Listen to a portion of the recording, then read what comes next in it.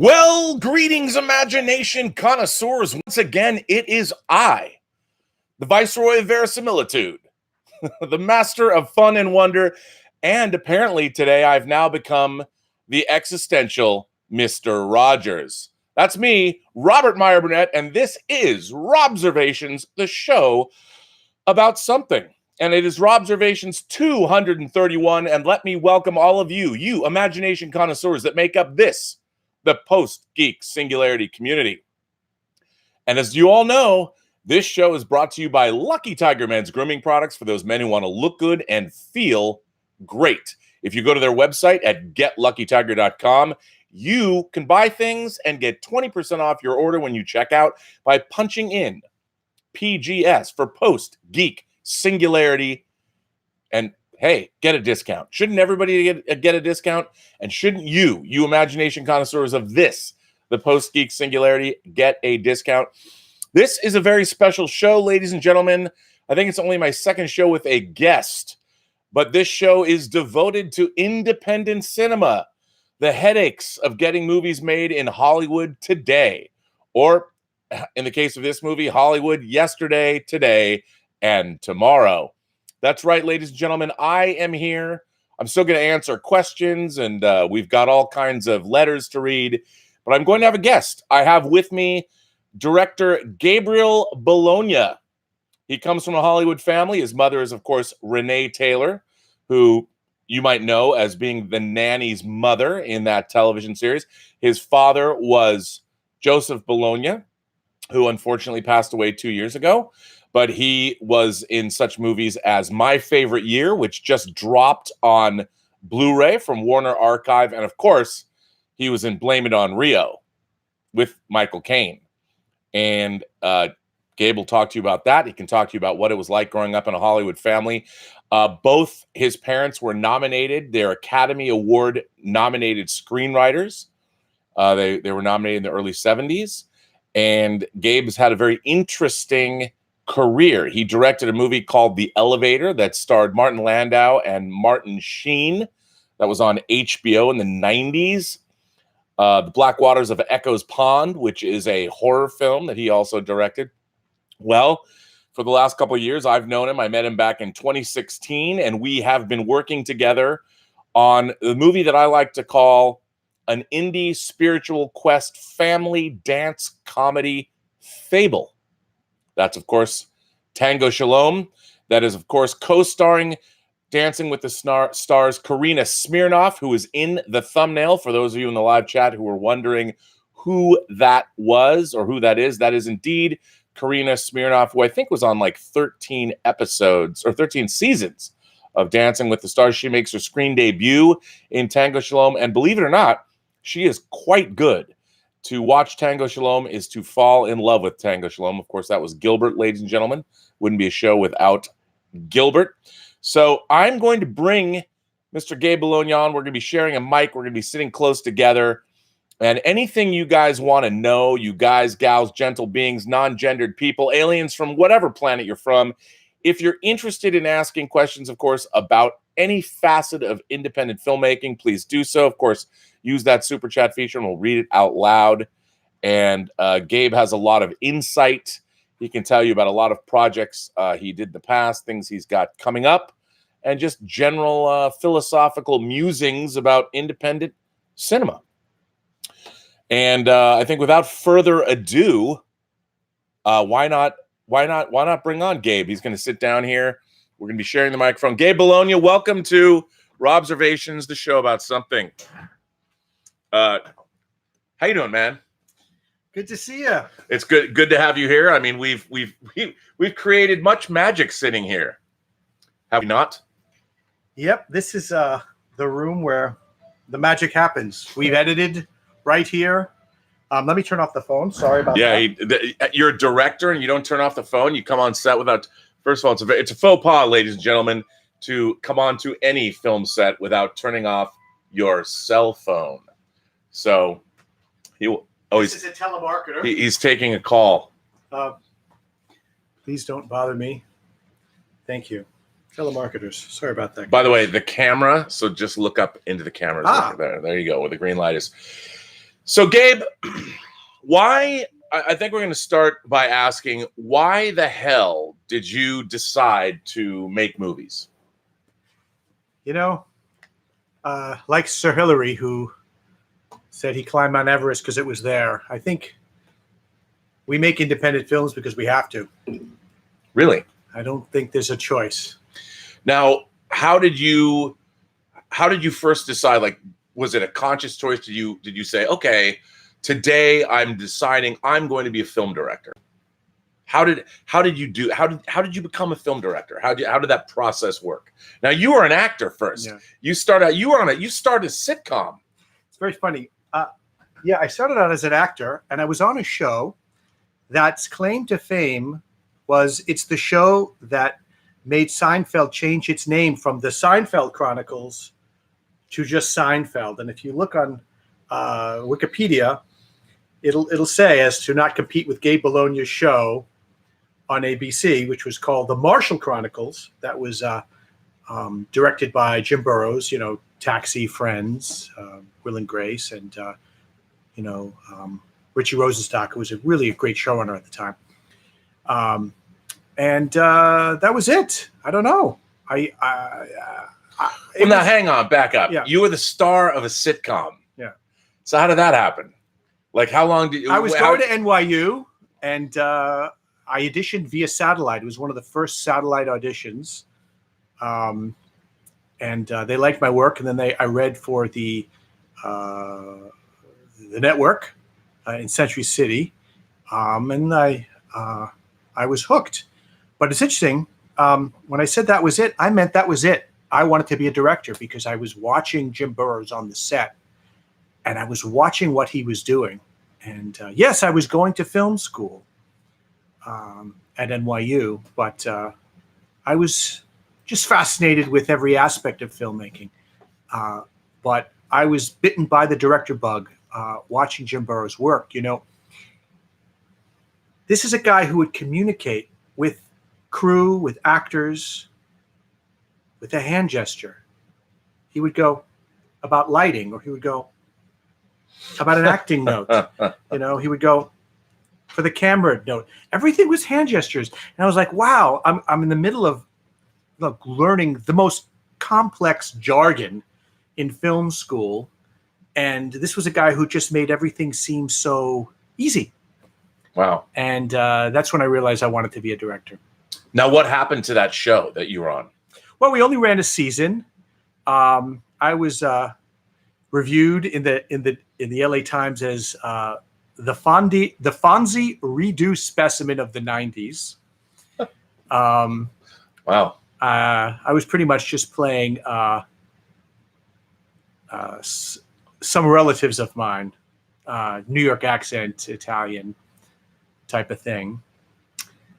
And after that, I started writing. I wrote a play called The Elevator that HBO picked up and made into a film.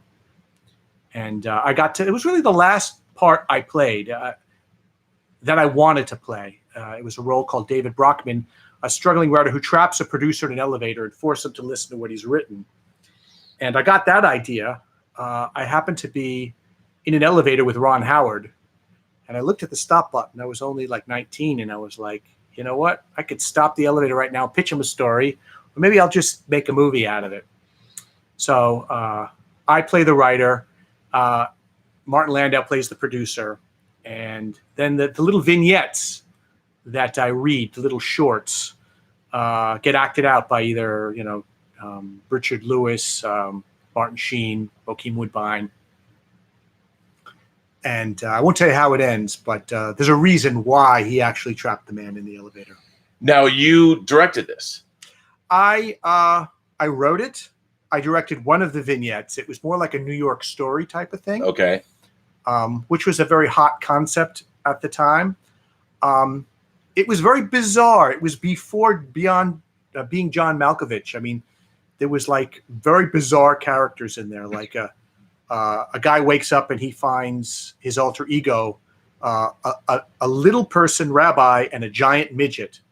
A giant nun. played by Mall was his last name. What was it? Richard Mall. Richard Mall, yeah. And who both speak at the same time, and they say their name is Donnie. And they try and convince Richard Lewis that he needs to leave his job and become a travel writer and write about the country Chad. And that was just one of the odd, weird, esoteric things. And the reason why I came up with this story is I just thought it was so funny, the thought of like trapping a big-time producer in an elevator and force him to listen to like, you know, avant-garde shorts.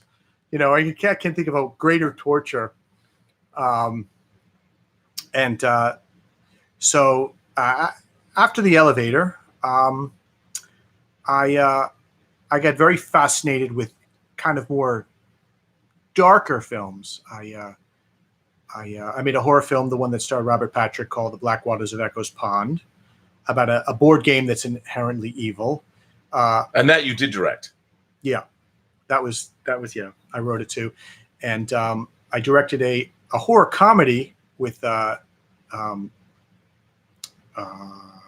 Trejo called Boston Girls, about two women from Boston who drink a lot. I guess the term they say is they call it Boston bar hags. Anyway, so two women from Boston hunt down and murder all the men that cheated on them. And as one does. That was the first time I got to work with my mother. I made her the kind of the mentor killer of the women, and she plays a very spooky type role in it. And then I made a movie called African Gothic, which is a movie set in South Africa about a series of murders, and it's more like a whodunit, very dark and twisted, based on a play by a famous South African playwright named Razor DeWitt. But I got to tell you, I think my home is comedy, because working on Tango Shalom with this guy was such a joy. And it was the first time I got to actually direct my father in a film. He co-wrote the script with two other writers, Joe Laniato and Claudia Laniato, who are also starring in the film. And it was great to be an entire family-run operation. My wife co-composed the film. My mom is such an unbelievably funny role in the film. She plays an Orthodox Jewish woman, wearing the snood and the whole thing. And her husband, your father, plays a Catholic priest. Yeah. My father finally got to play the role of a priest, which is really interesting because he was a lapsed Catholic. And here he was playing a priest right around the time he got diagnosed with, stage 4 pancreatic cancer. And it was funny. When he was bedridden, my mom and I, who were always trying to push my dad towards believing in God once again. He was an agnostic. And here were two Jews who went out and bought my dad rosary beads for him to pray with the priest who he would come in. And it was really amazing seeing that full circle, him playing a priest, because unlike other lapsed Catholics, he just spoke so fondly of the years learning underneath the Jesuits, who are an extraordinary group of people if you know anything about them. And his life as an altar boy, he said it was just the greatest time. So he just, I guess, I don't know why he just kind of fell out with the Catholic Church. But this role he plays is very, very spiritual. And every time he appears, like this like sunlight shining through the trees, right? It's very mystical, especially to know that he's gone. And we should say that your father did pass away during the production of the movie. Yeah, we actually had to shoot the film in between cancer treatments, cancer surgery, and then the chemotherapy. And he was such a trooper. And I really think the film is what kept him alive so long. You don't hear many stories about people living 3.5 years after diagnosis of pancreatic cancer. I mean, Jonathan Gold, I think like 2 weeks after he was diagnosed, he died of pancreatic cancer. It's a very, very aggressive form of cancer. Now, on that note, let me go to a viewer question. Farky50 asks, was film school necessary for you for writing? Good question. Trying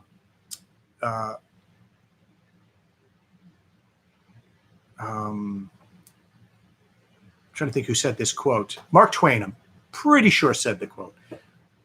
Learn all the rules, study hard, learn all the rules so you may break every one of them. And I really do believe that. I think you do need to learn the rules before you break it. Going to NYU, I had to sometimes, write a paper comparing Charlie Chaplin's films to French existentialism, and I'm thinking this makes absolutely no sense. But on the other end of the spectrum, I learned the basics. Sure. It's one thing to talk of bullfights. There's another thing to be in the bull ring. So my answer to you is this specifically. You can learn a lot from Extension. I taught at UCLA Extension for 10 years. And they give you the basics, and they put a camera in your hand. When I went into NYU, the program is a bit different. They didn't put a camera in your hand for 2 years. But then they learned. They're like, wait a minute, we're losing people to, continuing education schools where, or even like a weekend seminar where people immediately learn. So they put the camera in the hands very quickly, which is really great. But you can pick it up very quickly. I implore people to constantly learn. I mean, I'm still learning. I mean, Kurosawa, when he won the Lifetime Achievement, that special Oscar, he said, I'm still learning. And the whole audience were like, oh my God, Kurosawa is still saying he's still learning. But when you're working in the field is really where the real learning begins, because you have to find a way to create something that's you. And the only way you do that is to explore yourself, who you are, what you can do. Beam says, my brothers and I are very amateur filmmakers, and we do small projects, only minutes long. What has been the hardest part about getting a film project started? Well, I would call yourself an amateur filmmaker. Bravo to get anything off the ground, and short content is kind of the Wild West now. There's a lot being done with short content. I would say the hardest thing is financing. You can shoot something, maybe get it in the can, but then you need money for post-production, or you need money for marketing. As we well know, the post-production of Tango Shalom has been longer than some wars have been fought. Yeah, this is a high-concept dance movie. So on the page, it didn't necessarily look as onerous as what it turned out to be in post-production. I mean, how many visual effects shots do we have in our movie? Oh, 30. 30 visual effects shots in a dance film. Right. I would be giving you a spoiler if I told you why we did the visual effects. Well, Jim Boyers, one of my moderators, says Charlie Verducci and Arnie forever. Laugh out loud. Is that a reference to Blame It on Rio? I don't remember. Is that My Favorite Year? I don't remember. I have a very poor memory, but I think that might have to do with the Verducci character. Might have to do with, my dad did the spin-off of Married with Children, and an unknown actor played his son. Oh, I didn't know. Got his break, and his name was Matt LeBlanc. Right. And it was the makers of Married with Children, and they introduced my dad and Matt LeBlanc's character on the show as the spin-off. The spin-off only ran a season. It was called Top of the Heap. Maybe that's what his character's name was, or my dad got me on the show. Maybe that my character name was his. My memory isn't too good. Sighing Cassandra says, how was it working with your mother and father? I have always been in awe by their creative process. So to be in the director's chair and to work with them as actors was just an incredible experience. My parents as directors are their own brand. They put Angelina Jolie in her first film, a very funny movie called Love Is All There Is that they wrote and directed together. And they are a writing team and a directing team, and also an acting team. They would go on tour with their shows. I was their stage manager for years, and I would go around the world with them on tours, and I would, tell them where to stand, or, kind of getting closer to the role of being the director or directing my parents. But it's really an extraordinary thing to work with parents that you've so much admired. When I taught at film school, I taught more about the things my parents, specifically my father, directing-wise, because my dad actually started off as a director. That I taught more then my dad's stuff that he imparted to me than actually the curriculum from the school. My dad may very well be the only director to start off that way and then become an actor. He was a Clio Award-winning madman, advertising commercial director for 15 years before he even became an actor. Wow.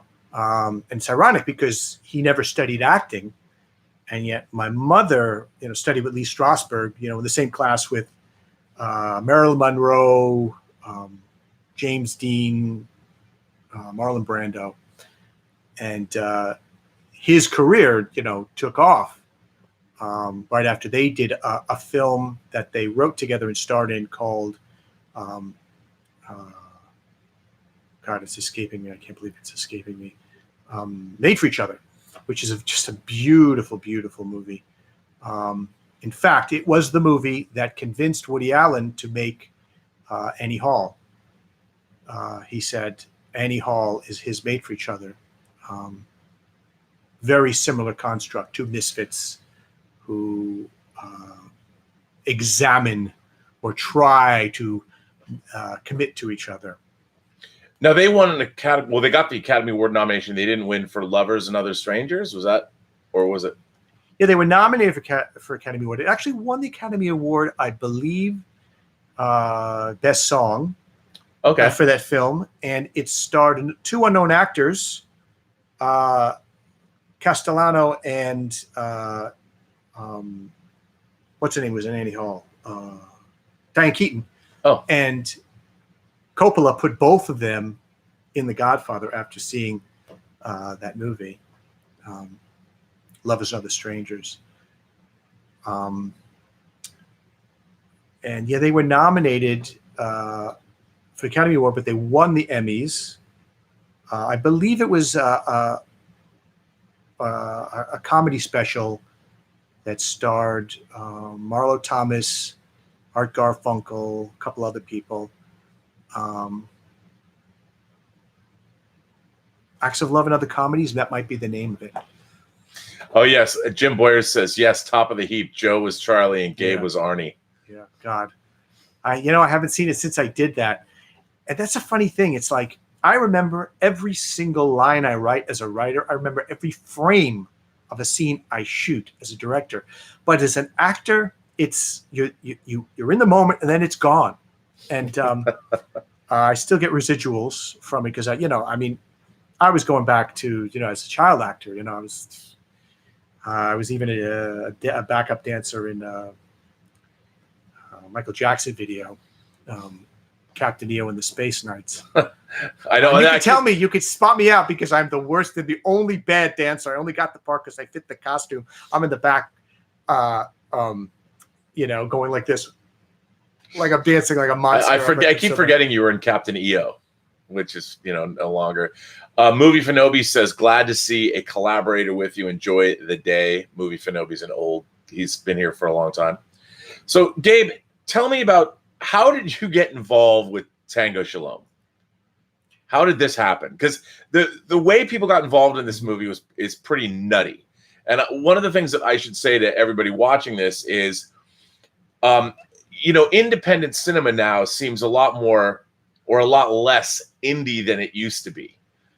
Because with A24 releasing what are indie movies, it's almost like they're mini studio movies. But this movie, Tango Shalom, pretty much defines what real independent cinema is, wouldn't you say? Yes. I mean, you could never figure out the model on what makes a film come to being. They're always the most bizarre, like, happenstance occurrences, because it's an industry where the odds are so bad, there are no odds. Right. So in many ways, that is uplifting, right? It's something to look forward to. If there's no odds, maybe anything can happen, right, and you can get a movie off the ground. My DP, Massimo Zeri, who one of those old school cinematographers, Italian, we're talking work with Fellini, De Sica. Yeah, he's amazing. Mazursky. He's like a social butterfly. He knows everybody. How he knew these two orthodox writer actors, Joe Laniato and Claudio Laniato, how he met that, I got to figure that out. But basically, he brought the project to my mother to read. My mother gave it to me. I gave it to my wife because she always is a good judge of what something I would want to do. And she said, you got to read this. So then I read it and I went, oh my God, this is going to be so funny. So I said to them, I'll direct it if you let my dad do the rewrite. And they said, okay. But I hadn't given it to my dad yet. I know my mother read it. She liked it. But, she's an actress at heart. She wants to be in anything. So we already knew she wanted to do it. She gave me the script. So I gave it to my dad. And, I mean, he's like, oh, my God, this could be so funny. So he rolled up his sleeves and he worked on it with them. Since they were Orthodox Jewish, they had a lot of knowledge in that world, which is a lot different than, other neck of the woods, Ironically, all the Yiddish my dad put in the film. My dad knew more Yiddish than a rabbi. And that's because he picked it up from my mom. He got such a kick out of the language. Here's an Italian who knows Yiddish. And another reason for that is Jose and Claudio are Sephardic Jews. Sephardic Jews are different than Ashkenazic Jews. Ashkenazic Jews learned Yiddish because they came through Ashkenaz, which is Germany, the Hebrew word for Germany, and went into Eastern Europe. And the Sephardic Jews went by way of North Africa, by way of Spain. And so their ancient language was a language called Ladino, which is nearly extinct now. So my dad would be telling Jose, this is how you say this word. This is what this Yiddish word means and things. So it's funny how, it crosses from one culture to the next. So when he did the rewrite and you agreed to direct the film, then what happened? I mean, you're working with these guys. How did you start casting? Where did the money come from? First of all, tell people what Tango Shalom actually is. What's it about? Like, I've given you a log line. I've told people what happens, but because you're the director, what would you say this movie's about? Give us the. I would say it's a dance movie. It's a fun dance movie about a Hasidic Jew who struggles with his Orthodox beliefs to realize his dream of dancing the tango. Only question is, how does he enter this competition to save his Hebrew school with this beautiful dancer, Karina Smirnoff, when he can't touch her? Because Hasidic men can't touch another woman other than their wife. that's the question, and I won't give it away here.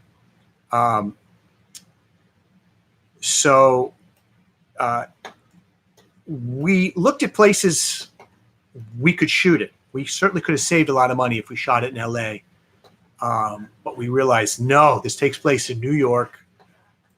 We need to shoot not just exterior scenes, but interior scenes. And, you know, the character that Joe Slaniato plays, the Hasidic Jew who is the rabbi who danced the tango, he has this crisis of faith because he can't touch a woman, so he gets advice from an imam at a mosque. We go to a New York mosque. Yeah, I talked about that. A Catholic priest. We go to a New York, you know, church. We he even goes to a Sikh congregation where he meets a man named Ravi Pranja, the traveling mystic, who's one of my favorite characters. He's great. So yeah, New York is the soul of this film. In many ways, this is like an homage to everything that's great about New York: diversity, people from all ethnicities bumping into each other. You know, you don't hear about race riots in New York like you do in other parts of the world. You know, everybody has to live together. You know, so this was perhaps the most multicultural film ever. I mean, look, we have the Vatican Choir in our soundtrack. You know, I don't You know? remember. That's a really interesting. Again, it just speaks to indie film and what happens. Tell everybody, how did you get the Vatican Choir to do Vivaldi's Gloria for this movie? Well, I'm friends with a guy who was the cantore of the Sistine Chapel. Like a cantor in Hebrew, the cantore is the guy who sings in the Sistine Chapel choir.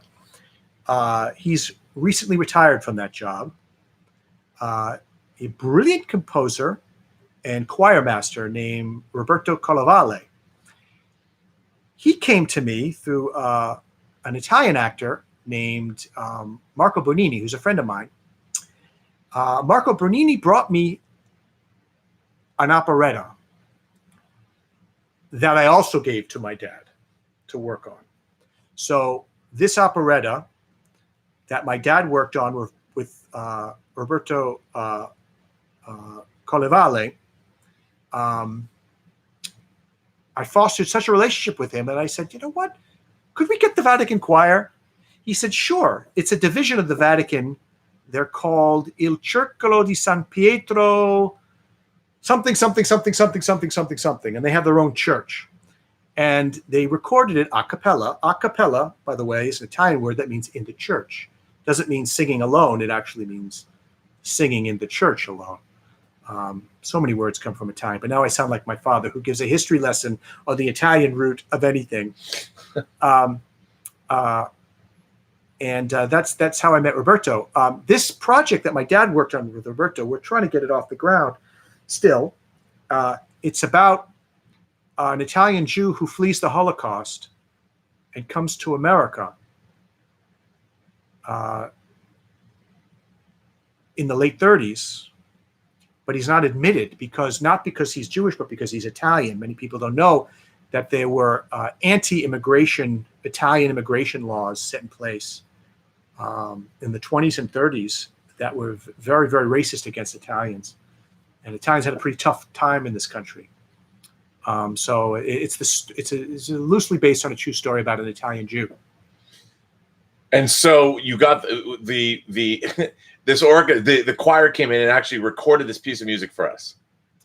They did, and we have it on film where they filmed it for us. Yep. Because just to see people singing underneath beautiful painted cherubs in a beautiful, Roman cathedral, you can actually hear it in the voices, and then here we have this a composition. We had a composer named Zoe Tiganoria, who my wife worked with, and they composed music with the symphony in Athens, and we all got to work with them there as well. So this has become like an international piece. We have music from India that was composed for us, and I think the behind the scenes story is emblematic of how inclusive this movie is. No, absolutely. I mean, that's one of the things that I found interesting about this movie was when I started with you a couple of years back, I didn't think that this was an overtly political movie. I didn't see it as political. But we started before Trump was elected. And now, over the course of this election and where we are even today, in a way, this has become a political movie. At least I see it as a political film. Would you say that this message of inclusion and the fact that it's not a preachy movie, but there's definitely an element of religious tolerance and being accepting of peoples and their beliefs that didn't start out being political, but now it seems like it's almost a radical political statement to be making in America of 2019. You know, that's an interesting point you make about that. I almost look at it as it's a spiritual film. You know, I know you call it what do you call it again? Is something spiritual? An indie Jewish spiritual quest family dance comedy fable.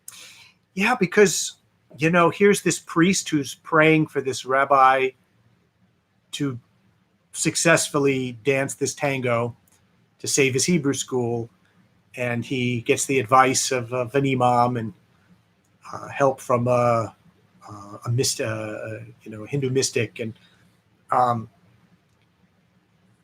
God is all over this film. And I think the fact that my father was in this film right before he passed, in fact, it's the last film he did before he passed, there's something so profoundly spiritual about this movie. I mean, there's a scene where he's clutching his rosary beads, the same rosary beads that he took with him from the hospital. So I would call it a heartfelt dance movie, you know. So it's a heartfelt indie spiritual quest family dance comedy fable. Family dance comedy, yes, yeah. Exactly. Fun for the whole family. No curse words, you know, kids can see it. And what this rabbi does, what he has to do to not compromise his beliefs in order to dance the tango, required a great deal of visual effects. So there's a high concept. But you wouldn't know. These visual effects are totally invisible. You wouldn't know they were visual effects. Now, you had Karina Smirnoff from Dancing with the Stars, who is, as you can see on the thumbnail, quite easy on the eyes. How did you come to cast her? We auditioned a lot of people, and we would find people who were great actors but couldn't dance, great dancers who couldn't act. She walked in. She was phenomenal in the acting category, and we knew she could dance, so I hired her on the spot. I don't think there's anyone more professional than Karina Smirnoff. I mean, she showed up to work every day early. There was even an episode where I had to ask her to come on a day she wasn't even supposed to be scheduled for because of a switch up with the shooting schedule, and she had to, you know, change her whole plans around. And I mean, she was her A game the whole time. And I think she brought with her a discipline set that is a very unique thing. She would take such copious notes when I would work with her. And I only noticed it when I glanced at her script. I said, let me see that. Just copious notes. I mean, and I said, wow, I've never seen an actor ever do that. She said, well, I'm a dancer. You know, everything is choreography. And these are all beats. And I said, yeah, that's an interesting point. Wow. You have a beat in dance. You have a beat in acting. By the way, you know how the word beat came about? I can guess. Stanislavski, who had a very thick Russian accent, he would say, you have a bit here, a bit there. You do a bit here, bit here, bit here, bit there. He was saying a bit. He wasn't saying beat. But people heard beat, because of his Russian accent. If you're an actor or a writer or director, that should really ring true. Because so often you'll see in a script, he sees the phone ring, beat. He picks it up, right? Or an actor will act the beat out, right? Right. Beat, the phone rings. He sees the caller ID, beat, picks up the... It's not beat, it's a bit. What is a bit? A bit is something you do. Is an action, is something you feel, right? It's something you live out. Right. Well, speaking of that, Vlad Momont, there's no R, says hello from Russia. Здравствуйте, как дела? That's my mother's Russian side. I'm half Italian, one side, half Russian Jewish on the other. As a concept artist, he's very interested in the thought process behind the poster. He's talking about this. I showed this poster the other day because I said you were going to come on the show. Did you discuss it, and what are your plans for this poster? We have multiple posters. We'll let the distributor decide what poster is best. Maybe none of them. There are a couple that Rob and I are just absolutely thrilled with. I talked a lot about my experiences, but I got to tell you, Rob has been so amazing every step of the way through this whole process. He has a great visual sense,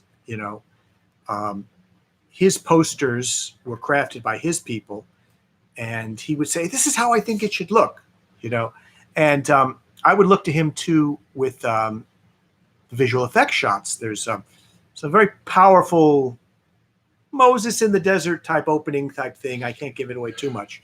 Well, I should mention, because that's pretty interesting, because as far as indie films goes, Tobias Richter, who I met working on Prelude to Axanar, and I work with him extensively on the scene I did for the Axanar feature film that is now never to be made.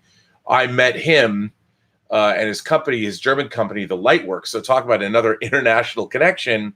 And I asked Tobias if he could do these two initial shots for us that happen in the opening of the movie. And one of them, which involves Moses, I won't say what it is, but he added something to it that I didn't ask for. Something, there's an element to this shot, skeleton, and he just added to it. And it was, when you're working with people on films, when people are bringing their A game, they're adding things that you haven't even thought of. So when you have collaborators that you can trust and you can work with them, what you hope for is that somebody adds something that you wouldn't have thought of. And Tobias certainly did that with this one particular shot in the movie that I was delighted about. When I saw it, I gave it to you, and I'm like, look what we got, and it just, I think from every step of the way through this whole process, everybody who's been involved has added something to the film, wouldn't you say? Definitely. I would say Kubrick is probably the only director in Hollywood that had it in his contract that he had to be part of the poster making process from beginning to end. It was how he conceptualized it, how he saw it, and its final product. He was also like that with, every shot, by the way. He was not one of the collaborating directors. He was more the auteur type of directors. But, we live in an era now where there are so many people who know more than you because of all the technological advances. So it behooves you to really see what people can bring to the table. I'm looking at Rob's mixing board. I don't even know what the hell that is. There's a bunch of buttons. There's a lot of ones. There's a lot of threes. There's some fives. This is a switcher it's a switcher. He's looking, there's a software called Wirecast that if you watch the John Campea show, how he switches from shot to shot is the same thing that I've got here that I have yet to implement on this show, which I'm going to starting next week. I keep saying that. I've said that for months, but we'll be on a new set. I'll have multiple cameras and it'll look a lot slicker than you are seeing today. But yes, that is It's basically a television studio on a keyboard, basically. It's amazing. But by the way, this poster, to keep with the poster thing, it was actually painted by a Russian artist because a friend of yours that you knew in subtitling asked if she could do it. Yeah. Right? So how did that happen? It's like a Soviet era poster. It's aesthetic. We live in a time now where they so often just regurgitate the same type of, bubblehead, indie film poster where everyone's character is around, the poster, or this is like a handful of, paradigms that they use, and it's nice to see something that's just like unique, and this movie I did The Black Waters of Echo's Pond. Sean Clark, who co-wrote the film with me with another writer named Michael Scott Berenson. He commissioned a poster that is so unbelievable. If you don't see the movie, you must see this poster. It's an old grindhouse-like poster that even has the creases in it, and it looks like it was painted. And this one was painted that we did. I'm pointing to it because it's right over there. But it's nice to see things that looks like something you'd have on your wall, as opposed to something that is entirely digital. And Sean Clark, I should say, for those of you who've ever watched Collection Complete from Gemmer that I'm a part of, Sean Clark, they did episodes with Sean, and he, of course, appears on many of the Scream Factory discs from Shout Factory, where he takes you on tours of famous locations from horror movies. Horror's hallowed ground. So that's the same Sean Clark. Well, so let me ask you this. So making an independent movie, once you get into production, when your time is limited, your budget's obviously limited, what are some of the biggest hurdles that you have to surmount? Like what are the most difficult aspects of indie production while you're shooting? Coppola said that making an independent film is like trying to get a woman to fall in love with you who's not in love with you. Anything that can go wrong will go wrong, and you have to completely adapt to every snafu that happens. Napoleon said, I'm always quoting people, but he said, true success is knowing how to manipulate an accident. This could be Murphy's Law, wielding his ugly hand every 10 seconds. And you have to be willing to adapt all the time. And, I would say to Jose, okay, we're doing a dance scene now for this reason. And we're not doing, the Bible school scene now. You have to be willing to adapt, and anyone who is fine with adaptation, with adapting, is going to be perfectly fine with independent filmmaking. If you're not that person, and by the way, there are people who are not like that. Big studio directors, any marginal change they don't approve of. Yeah. It's independent filming is not for you. And by the way, it may never have to be for you, because the truth is it's something you do because you have to, if it speaks to you. For example, you have a script, you want to make it. It takes 12 years to raise financing for a film. Maybe if you're lucky, 7, right? Okay, I'm not getting any younger. I want to go ahead and make this thing. Or I'm bored. I want to be inspired. I want something to put a bounce in my step in the day. I want something to be proud of, that I can work on, that I can carefully mold. Only now we can do that. In the old days, my God, I blink and I was shooting on film. It went by so fast. But back when we were shooting on film, you couldn't just get it in the can and then eke out an existence in post-production and just slowly massage your way through, push that boulder up the hill. No, you got to telecine the footage, cost a fortune, right? You got the lab, right? You could look at the dailies, make sure that you shot what you shot. How would you even know? And then online editing, offline editing is it's night and day. So you can put something in the can and slowly, rework it and fix it and raise more financing here and there. We had a very crucial element, and that was so much of this movie took place in New York City, which is like, you step out of your home in New York City, you blow $500. I mean, it's not a place that's conducive for, independent filmmaking. And we had a massive, massive amount of exterior scenes. And we had scenes that took place like in Karina's dance studio with a huge window that outlooks onto the street in New York City. Never a smart thing to do. Yeah, boy. You can't lock off New York City, I'll tell you.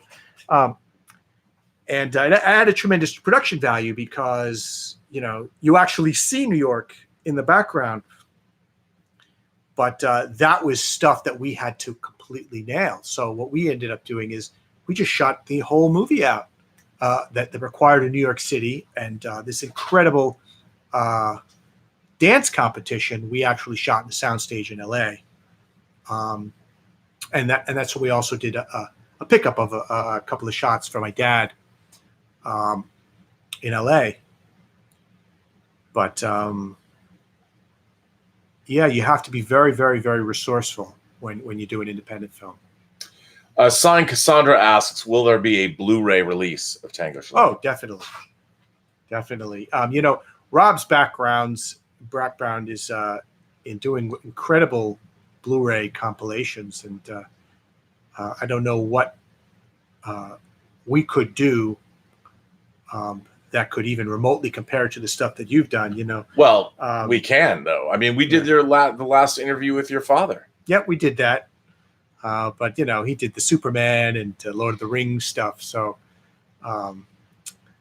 my dad's last interview, very, very interesting interview, which he didn't even want to do.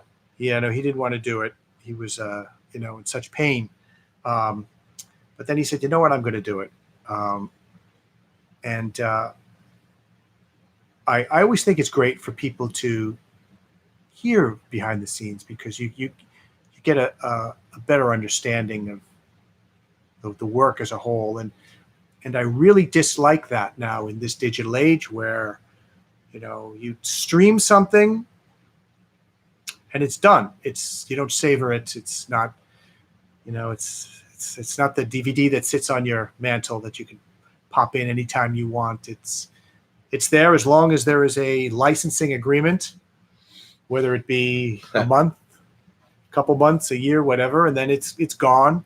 You got to find it somewhere else, and maybe you could stream it. There's nothing you can hold in your hand, and there's no real bevy of stories and behind the scenes footage, and or at least the distributors are not asking for that type of deluge of stuff that like they used to. Right. They used to love it. Well, we do have some for this movie. Somebody shot for a while. There's some behind the scenes. There's hours of behind the scenes stuff. I think when it's it'll end up in EPK stuff or some. But I got to do interviews with everybody. It'll be good. We're gonna. Basically, you're right. We would do a behind the scenes. Yeah, like how this movie got made. Compilation. That would be great. By the way, Mark Chure says, for the love of God, please do not give your distributor any poster containing a Photoshop collage. I can't take another one. Oh, my God. You're so right. It's terrible. But we wouldn't control that if a distributor, when a distributor picks this movie up, they will be in charge of however they're going to promote it. Photoshop collage. It's funny how you use that word. To me, it says two things. it says, one, it's all A-list actors, and you need to put their face on there. Got to know that all the A-list actors that are in your movie. Or two, there's no names in your movie, and everybody is just dying to have their poster on the film. Maybe the actors were also the financiers, right? And they put their cousin in the film, and everybody's face is on there. It says one or two things, right? It's either got to let you know it's all names, which is enough to make you barf, right? And then, of course, the other one, which is just sad, But I just always despise that. I'm like, oh, look at all these name actors in this film. That's what you have to market? Name, right? I'm with you. Hapkido Locke says, Gabe, greatly appreciate your time, taking the time. What has surprised you the most about the production of Tango Shalom, and what was the most fulfilling aspect of making the film? What surprised me the most?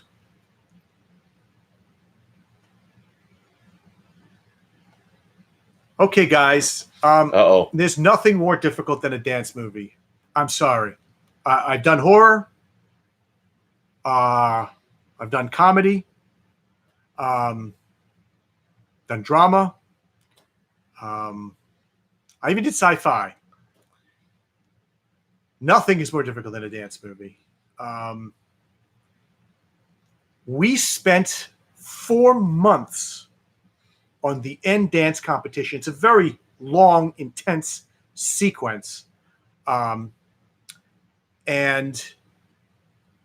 it was such an experience. Rob and I were like... I'm having flashbacks. Yeah. Collecting marbles in jars. We were like, okay, these are all the left foot shots. These are all the right foot shots. These are all the jump shots. These are all the twirl shots. These are all the whatever shots. Put them all together. And then we're like, okay, does this work? Does that work? It's like mixing and matching. And, your dancers have to be so well rehearsed too, because what if they're off tempo? Right? Yeah. Then you can't even edit it, So I would say this was such a sense of accomplishment when Rob and I got the dances in order. I mean, when they came together, it really is a ballet, because you really want to believe that this schlumpy middle-aged rabbi doesn't have a chance in the world that he could enter an international dance competition and kick tuchus, right? And we do. I think we really blow people away with how this guy dances. But I would say think twice about a dance movie, guys. Honestly, it's a lot of work. Well, Spielberg's got his West Side Story remake coming out, so we're in good company. Yeah, exactly. A West Side Story. I mean, that's going to be some feat. I'm actually really excited about seeing that. I'm curious, just speaking politically, how that is going. If that's going to, is that taking place modern day? No, it's period piece. Oh, period piece. Are they going to smoke cigarettes? I mean, it's interesting to see. Gangs in those days were kicking over trash cans, and now, gangs are coming in with submarines full of literally. They caught one. Heroin. They caught they literally caught a cocaine submarine with $12 million in it, like just last week. When you're a jet all the way. From your first cigarette to your last dying day. Wow, we should just stay cool, boy. Got a rocket in your pocket. Okay, Gabe. What? When you go through they say that the Elizabeth Kubler-Ross said, what is it? Anger, denial, bargaining, depression, and acceptance are how you deal with death in life. Are there stages like that for independent filmmaking? Anger, denial, bargaining, depression, and acceptance? There is all of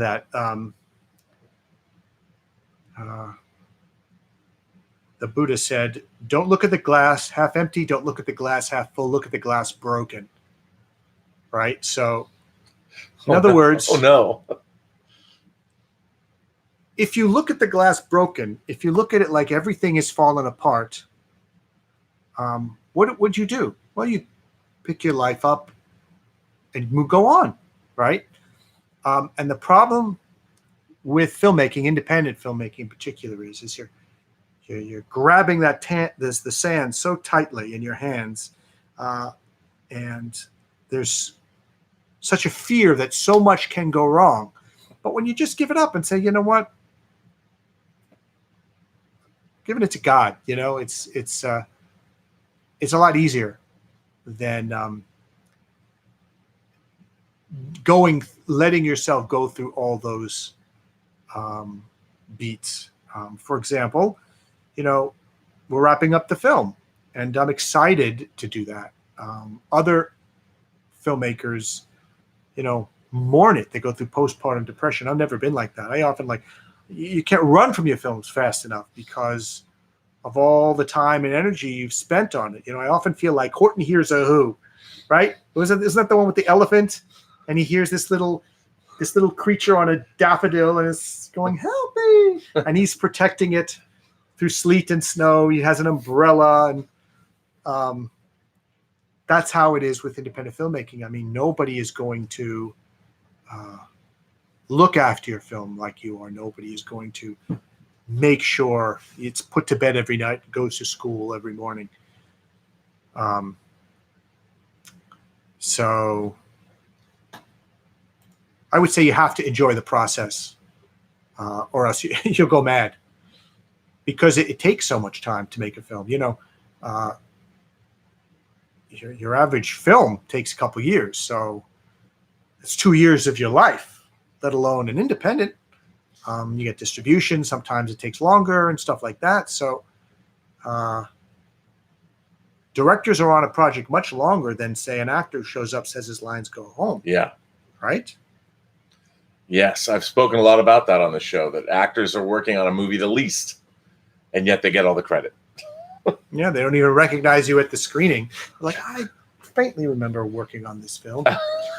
Who's this guy? Oh, yeah, the director. Sign Cassandra says, try for the Zurich Film Festival or Lugano. We love independent movies here. I was in a Swiss movie. I played an Italian assassin, a Sicilian assassin. And my father was Martin Landau, another film I did with Martin Landau. And it was a Swiss director. His name is Peter Luisi, I believe his name is. And I think he got the funding for the film entirely through the Swiss government. The Swiss are really cool to back films like that. I've always wanted to go to Locarno Film Festival. Boy, that would be a fun festival to go to. I'm in. There's nothing better than going to a film festival with a movie that you've made. Let me tell you, it's the greatest thing in the world. I've been to a few, and it's great. So where's Tango Shalom at now? Now that, I've told them that we're in the sound mixing phase, and what do you see? How do you see the film wrapping up? Well, we're doing something called sweetening. We're sweetening sound. We're sweetening color timing, sweetening, and credits. And we're really in the final stages. We're going to have a little internal screening and see if we need to make any more adjustments. But then we're going to go out with it and get a distributor and all that stuff. Yes, and we're going to show it. And I might, anybody who's around, and imagination connoisseurs, you who watch this channel, will definitely have some inside track into that. If there's screenings locally or in your neck of the woods around the world, then we'll make sure that you guys will be able to get to see this movie. Is there any advice you have for future filmmakers?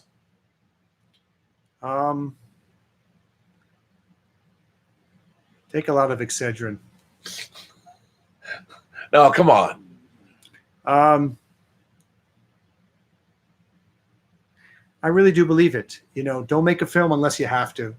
if it's like pushing inside your soul that you must do it, then do it, because it's obviously your calling. It's not something to dabble in. You know, I call people who dabble, I have a word for them. I call them dilettantes. You know, and unfortunately, this business is full of them. Yes, it is. Going back to Stanislavski, he said, don't love your life. Don't love, you know what? You tell me what's the right way of wording it. Don't love your life in art. Love your art in life. Or is it the other way around? No, I think that's good. Don't love your life in art. Love your art in life. You know, don't walk around saying to yourself, you know, I'm somebody because I'm making a film. You say I'm somebody because I'm creating. You know, this town is filled with just too many people